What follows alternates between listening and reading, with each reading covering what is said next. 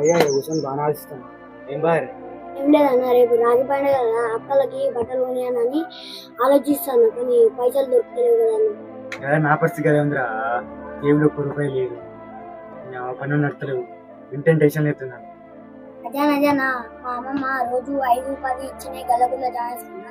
రేపు రాగి పండుగ కదా, మా అక్కలకి గల్లగులు వెలగొట్టి రేపైతే మా అక్కలకి డ్రెస్ కొనియాలని చూస్తాను. ఆ పండుగ అయితే వెళ్తుంది.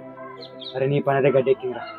రేపు నువ్వు నాకు నాది రేపు కాలు మొక్కని తీసుకురావాలి, రేపు అప్పు చేసి తీసుకురావాలి, రేపు చెల్లెని బాగా పెట్టిన అన్నమానికి ఈ మాత్రం చేయకపోతే సంవత్సరం ఒకసారి వస్తుంది. రేపు అక్క వెళ్దాం, ఎట్లా చేసి రాక కట్టించుకోవాలి, ఈ తంతా తోడు ఉండాలి, ఈ మాత్రం చేయకపోతే ఎట్లా? అరే మనం తోడు ఉంటేనే కదా రక్షాబంధన్. అక్క చెల్లెలందరికీ హ్యాపీ రక్షణ బంధన్. నమస్తే ఫ్రెండ్స్, మా ఛానల్ ని సబ్స్క్రైబ్ చేయండి, అలాగనే లైక్ షేర్